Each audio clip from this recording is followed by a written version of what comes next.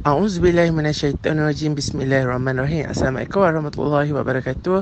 Kami daripada Lenggang Kangkung Production akan membentangkan hasil kerja kami daripada bab 3, iaitu interaksi kumpulan kecil pelajar terhadap media sosial. Sebelum daripada itu, saya akan memperkenalkan kenapa Lenggang Kangkung. Kerana Lenggang tu bermaksud santai. Jadi kami ingin menonjolkan kumpulan kami ni yang agak santai dan rileks. Dan manakala kangkung pula diambil sempena penularan harga kangkung yang turun semasa zaman pemerintahan Najib Razak. Dan ini merupakan nama ahli kumpulan Lenggang Kangkung yang terdiri daripada 10 orang, iaitu Nizai Syira, Suryati, Azmil, Waiz Korni, Adila Riza, Nina Yusrina, Iza Aidil, saya sendiri, Syahrudin, Sabrina dan Muhammad Talha. Dan seterusnya saya akan memberikan pembentangan kepada ahli kumpulan yang seterusnya. Dipersilakan. Ya, Assalamualaikum. Saya Nur Adila Riza. Saya akan membentangkan bahagian pengenalan. Interaksi kumpulan kecil adalah satu aktiviti yang berkesan dalam kalangan pelajar sekolah rendah. Setiap pelajar berpeluang memberi pendapat masing-masing dengan strategi mereka sendiri. Tidak semua pelajar mendapat peluang untuk berinteraksi kerana tidak didedahkan dengan aktiviti perbincangan dalam kumpulan kecil. Kajian ini telah dibuktikan dalam Nurmaliza Abdul Rahim 2018, setiap pelajar seharusnya diberi peluang yang sama dalam pembelajaran. Oleh itu, fokus kajian ini adalah fokus kepada penggunaan multimedia dalam bahasa dan strategi komunikasi dalam kalangan pelajar universiti. Beralih kepada slide seterusnya. Okey, baiklah. Saya Nur Suryati binti Sujono. Seterusnya saya akan membentangkan bahagian awal sorotan kajian. Yang pertama adalah kajian oleh Ewing, Mann dan O'Neill 2019 berfokus kepada media sosial dalam melihat strategi komunikasi dalam kalangan pekerja. Keputusan kajian mendapati bahawa strategi komunikasi diperlukan dalam komunikasi antara pekerja dan penyelia. Hal ini penting dalam memberi kesan yang positif terhadap situasi pekerjaan.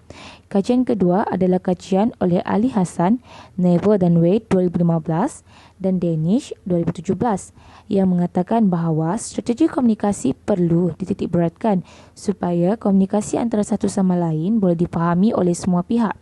Malah strategi komunikasi dapat memberi peluang kepada semua orang dalam proses interaksi antara satu sama lain.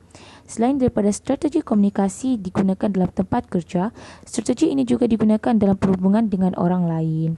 Kajian yang ketiga oleh Danish 2017 memperkenalkan model untuk perhubungan awam supaya komunikasi boleh dilakukan dengan baik. Hal ini berkait rapat dengan strategi komunikasi yang dilakukan oleh semua lapisan masyarakat, termasuklah dalam kalangan pelajar sekolah. Kajian keempat iaitu oleh Nurmaliza Abdul Rahim 2018 didapati hampir sama dengan kajian yang dilakukan oleh Danish 2017 yang menunjukkan bahawa strategi komunikasi amat berkesan jika diberi peluang untuk berinteraksi dalam kumpulan yang lebih kecil. Seterusnya saya serahkan kepada rakan saya. Okey, baiklah, saya teruskan dengan pembentangan untuk sorotan kajian. Nama saya Muhammad Talha bin Jamil, nombor matrik 199322. Baiklah, kajian yang kelima daripada kajian oleh Felix, Rauschnebel dan Hinch pada tahun 2017 menggunakan strategi komunikasi dalam pemasaran perniagaan. Hal ini terbukti penting kerana setiap perniagaan memerlukan strategi komunikasi pemasaran supaya perniagaan lebih berjaya. Seterusnya, kajian ini menyokong kajian daripada L. Audrey, Serech dan Hendricks pada tahun 2015 dan Hadut, Duger dan Grill pada tahun 2016, yang mana strategi komunikasi dianggap satu perkara penting supaya komunikasi lebih berjaya dan difahami oleh semua lapisan masyarakat. Seterusnya, kajian daripada Nurmaliza Abdul Rahim pada tahun 2018 menyokong kajian yang dilakukan oleh Felix, Rauschnebel dan Hinch pada tahun 2017 tersebut dan menambah bahawa strategi komunikasi lebih nampak apabila semua orang diberi peluang untuk menggunakan strategi tersebut.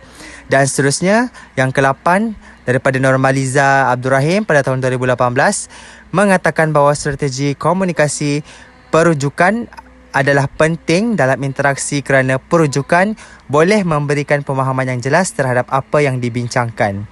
Seterusnya saya akan berikan kepada sahabat saya.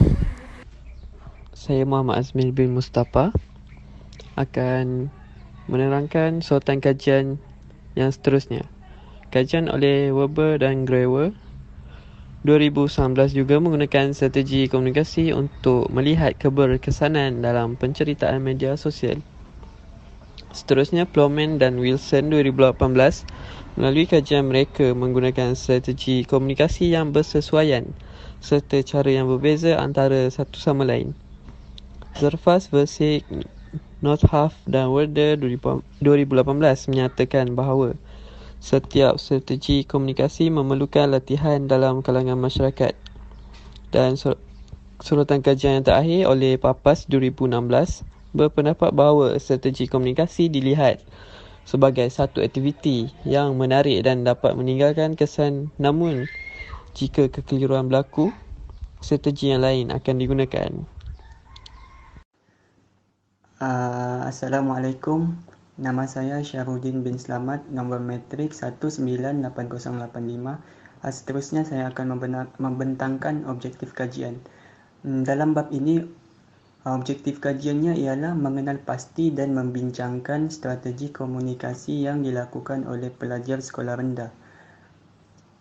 Di sini terdapat 16 strategi komunikasi dan akan dibincangkan oleh rakan saya di bahagian dapatan kajian nanti. Seterusnya. Assalamualaikum, nama saya Wais Kornibi Azizan. Okey, ini untuk metodologi kajian. Untuk perkara pertama ialah reka bentuk kajian yang mana kita menggunakan kaedah kualitatif. Untuk sampel kajian pula, kita terdiri daripada 8 subjek sekolah rendah berumur 11 hingga 12 tahun. Untuk bahan kajian, mereka didedahkan dengan lirik lagu dan cerita rakyat, cenderawasih dan pokok nipah selama 4 minggu. Untuk minggu kelima, mereka dibahagikan kepada 4 orang satu kumpulan. Diberikan masa selama 20 minit untuk bincang tentang cerita yang mereka tonton. Kaedah kajian pula, setiap perbincangan yang mereka buat tu kita rakam dan kita interpretasikan dengan bentuk transkripsi. Okey, yang terakhir sekali ialah alatan atau instrumen kajian yang mana pendekatan strategi komunikasi diperkenalkan oleh Dr. Normaliza Abdul Rahim 2018, iaitu 16 strategi komunikasi. Seterusnya saya serahkan kepada Sabrina Abdul Kadir. Assalamualaikum, saya Sabrina. Saya akan menerangkan mengenai dapatan kajian. Terdapat 16 dapatan kajian, antaranya ialah singkatan. Singkatan merupakan perkataan yang digunakan dalam ujaran namun mempunyai makna yang sama. Contoh, tak naklah, dia bukan pergi sana pun. Seterusnya ialah perkataan baru tiada makna. Perkataan ini digunakan dalam interaksi namun tidak mempunyai makna dalam kamus. Contoh, dia bukan wengke semalam. Seterusnya ialah penafian atau percanggahan. Perkataan atau ayat yang menunjukkan penafian tentang ayat diujarkan oleh seseorang. Ataupun percanggahan pula merujuk kepada pendapat yang tidak dipersetujui oleh pendapat orang lain. Contohnya, saya tak guna pun pensel dia. Seterusnya ialah persoalan. Persoalan yang dikemukakan berkaitan dengan topik perbincangan. Contoh, burung yang mana? Pipit ke? Seterusnya ialah pengulangan dari segi perkataan, frasa atau ayat yang diulang dalam interaksi. Contoh ayatnya pula ialah kesian anak burung itu menangis. Kesian kan? Seterusnya ialah perujukan. Ujaran yang dilakukan oleh seseorang dengan merujuk sesuatu perkara. Contoh, anak burung yang dalam sarang menangis. Seterusnya ialah pembetulan kendiri. Dari segi ayat, frasa atau perkataan yang dibetulkan sendiri dalam interaksi. Contoh, cenderawasih itu buruk. Silap, cenderawasih itu cantik. Akhir sekali ialah topik berlainan atau pengabaian mesej, iaitu perkara yang dibincangkan dalam interaksi. Contoh, kesian pipit itu. Baiklah, saya Nurnina Yusrina bernombor matrik 197423 akan meneruskan strategi komunikasi seterusnya dalam kajian ini, iaitu celahan, di mana strategi mencelah ketika orang lain sedang memberi pendapat atau berinteraksi. Contoh, bagi ujaran sampel 2 dan sampel 3. Apa jadi ke anak burung tu? Dia tak matilah, dia hidup lagi. Seterusnya adalah penangguhan di mana pengeluaran bunyi atau tanpa bunyi daripada individu semasa berinteraksi. Contoh bagi ujaran sampel 1, 2 dan 3. Saya setuju. Awak ni dari tadi setuju je. Tak pastilah pula. Strategi komunikasi seterusnya adalah terjemahan literal, di mana terjemahan yang dilakukan perkataan demi perkataan tanpa merujuk struktur ayat yang betul. Contoh, ujaran sampel 1 dan sampel 2. No, big but bad. Maksud awak, jahatlah. Seterusnya adalah pertukaran bahasa, di mana penggunaan bahasa lain selain daripada bahasa sasaran. Namun, ayat tersebut masih mempunyai struktur ayat yang betul. Contoh, ujaran sampel 6. Why manusia potong nipah? Kesian. Ujaran sampel 7. I think everyone loved nipah at the time. Betul tak? Seterusnya adalah imajinasi, di mana mampu memberi huraian dan membayangkan perkara yang wujud atau tidak wujud. Contoh, sampel 1. Bayangkan semua burung bercakap. Mesti comel bila burung pipit panggil cenderawasih. Seterusnya adalah strategi komunikasi kesopanan, di mana penyampaian mesej dengan menggunakan bahasa yang sopan. Contohnya, awak tolong ambilkan kertas tu, saya lupa kertas cerita tu. Seterusnya adalah parafrasa, di mana ayat yang diolah semula namun makna ayat tetap sama. Contoh, burung terbang tinggi, burung cenderawasih itu terbang di awan biru.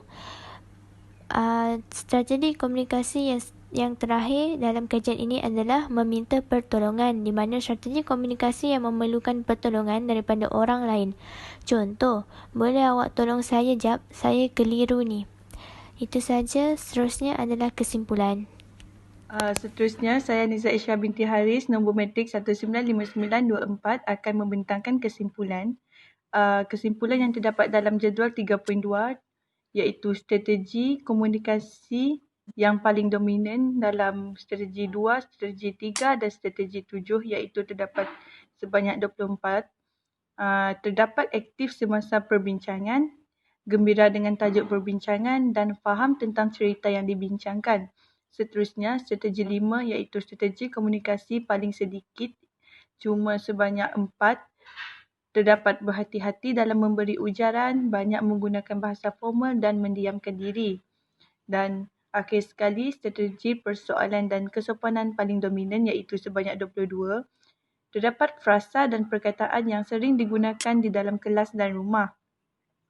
Keputusan kajian ini hampir sama dengan kajian yang dilakukan oleh Zerfas, Versik, Nordhaus dan Werder 2018, yang mana strategi komunikasi dapat memberi kesan yang positif terhadap perbincangan dalam kalangan pelajar sekolah, dan strategi komunikasi memberi peluang kepada semua pelajar untuk berinteraksi dan memberi manfaat kepada guru, pelajar dan ibu bapa untuk berinteraksi dengan baik. Seterusnya, ini merupakan gambar ahli kumpulan kami, iaitu ahli kumpulan Lenggang Kangkung. Sekian sahaja daripada kumpulan kami. Sekian, terima kasih.